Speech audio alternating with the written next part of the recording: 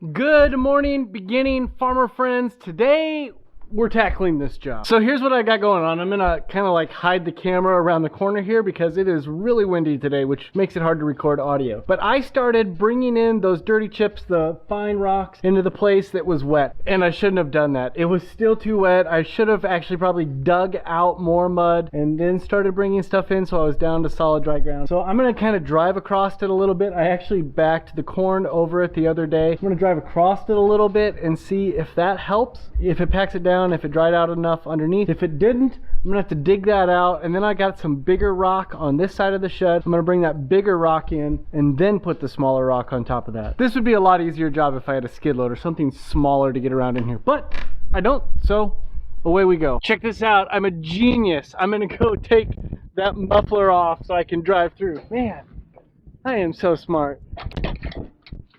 Yeah, this will be a lot better. I've always been a rambler, my fortune's been quite hard. I always loved the weather and drank whiskey and played cards. My parents treated me kindly, they had no more but me.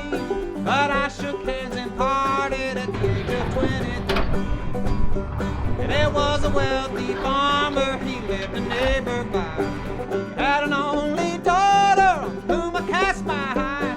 She was most... Alright, so that actually turned out pretty okay. I don't have the compactor, the vibrating compactor that I want to rent right now. So I think what I'm going to do is just kind of bring in a thin layer all the way across this here. And then I can get the compactor and just start back and forth, using the shovel to fill in the areas that are a little lower. It had some gentle and so fair. Well, there ain't one gal in the wide world with her. I've got a thin layer down and it's actually kind of looking pretty good. I need to put a lot in down here. I kind of had it slope away on both ends, and I think the reason for that is because when I come in with a bucket, it is easier to get in from the outside and I scrape away more, and then as I work my way through the middle, I have a harder time getting underneath it with the bucket. I got a lot of spots where I see that I need to fill in along the walls, especially. I just can't get over close with a loader bucket. That's the challenging thing with a loader like this as opposed to a skid loader or something like that. You really can't see what's going on out in front of you with this loader as opposed to a skid loader where it's like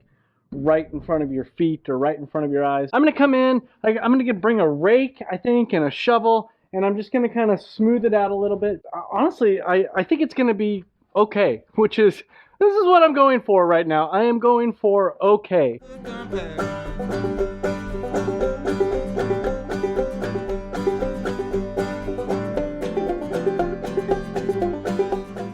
I'm at the point now, I just got done eating lunch with the family, where I decided I just need to do the compacting. That way it'll be ready. I don't want to put too much down, because if you put too much down before you compact it, then it doesn't pack well.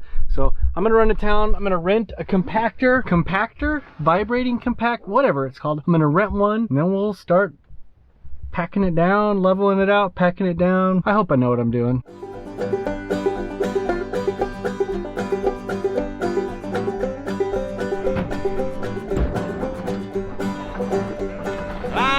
She'd be true to me while I crossed over. Thankfully, our local farm and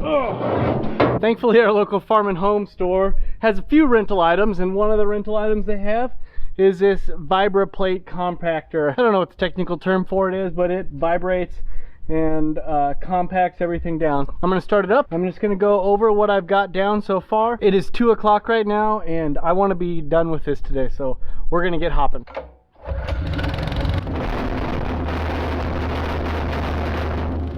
That took off fast.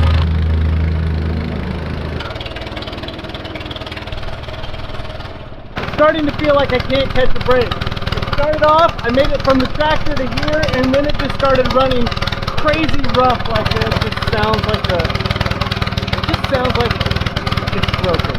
It's not working. Like most things with small engines, it's a fuel related issue. I took the air filter off and the air filter cover, and now it runs like a champ, although an open carburetor like this with all this dust is not a good idea. It's just starving for fuel. This air filter is a little dusty, but it's not too bad, so I'm gonna knock it out a little bit. I guess it's pretty dusty. I'm gonna knock it out a little bit and see if I can't get this running again.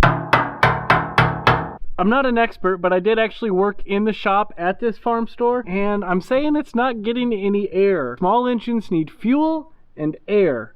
This one seems to be lacking air. You know what would be great to have? An air compressor. I should probably just go buy one. She said it makes no difference if you never return again. She said she'd be true to me till the sea burned with fire. So I shook hands and parted with the gal I left behind.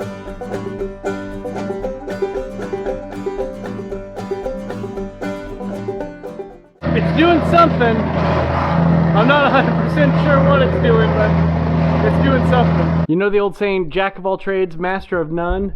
Well, the problem with me on this farm is that I am not a jack of any trades, and I am definitely not a master of anything as well. It's coming along though. It's leveling out. I haven't brought a board in yet to kind of go across. I've kind of been just eyeballing the low spots and trying to get them built up as much as possible. I was shoveling a little bit out of the bucket, but that was awful. So what I'm doing is I'm just kind of scooping up on an edge of the bucket and then dumping it where I want. And I've been adding a lot down here where it was really low, going away out of the building. Progress. And I'm learning something, hopefully. I don't know what, but I am learning something.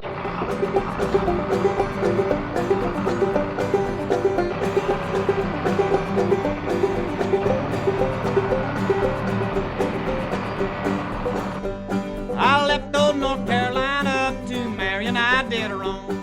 It's still pretty roly-poly, but I kind of rake it out like that and then hit it with the compactor. Seems to be working pretty good. Let's hit it one more time and then I'm gonna grab the board. Johnson City, all in the sleet and snow. And the working money was plentiful and the lemons sweet. You know how I was talking about how I was gonna smooth this all out, get a board and fill it in so it was all completely smooth and I was gonna make it just perfect in here? Well, I realized I need to know when to stop, and now is the time to stop, because honestly, my loader, whether it's on this 4010 or on my 4430 or whatever tractor I have, no loader that I've ever had is perfectly straight. So if I came in here, I wouldn't be able to keep it perfectly level anyways. I'm gonna end up digging out a little bit as it is. And I don't even know how well this is gonna work. This is kind of an experiment, and so I've got it pretty level, you know, it's rolly, of course. I'm gonna call it good. I'm gonna load up this compactor back into my truck. I'm gonna throw the pallet forks on the loader tractor, and I think we're gonna start putting pallets in here so that we can make a dent in this thing. But the only object of my heart was the gal I left behind.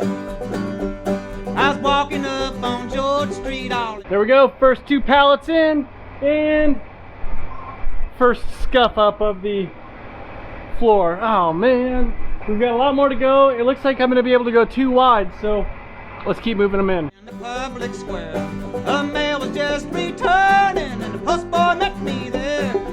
As you can see behind me, I'm making a little bit of progress, but with the bale spear and the two tines are a little not exactly both the same straightness. It's a slow process as you're trying to just maneuver it, and the floor in the shed is uneven as well, but I'm getting them over there. I've got maybe 4 more pallets to go, and then after I get those 4 pallets, then it's just moving a bunch of big things. The thing about this is that I am not putting these things back in the shed. Well, some of these things I'm putting back in the shed, but what I mean by that is I am not just going to take these pallets and put them back in the shed. I am going to take things off the pallets and only put them back in the shed when they have a place to go. That seems like the smartest way to do things, at least. I'm gonna get some shelves in, put things on shelves.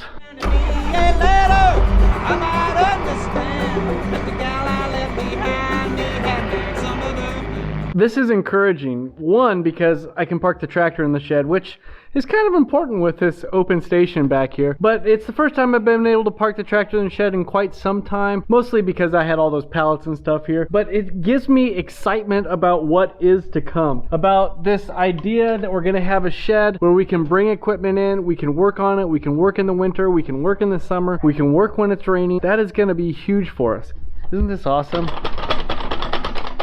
Did you know that came off so you could drive through low sheds like this? How about we make a plan? Tomorrow morning, I'm gonna make a lot of progress on this. Do you know what I'm really looking forward to with this new shed project?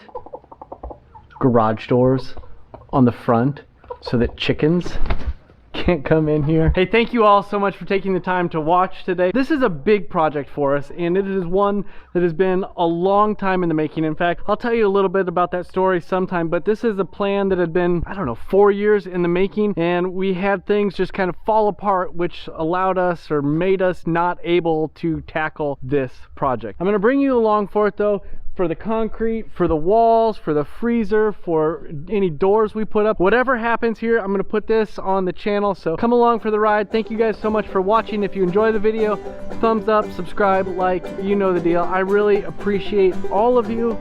I appreciate beautiful fall days like this as well.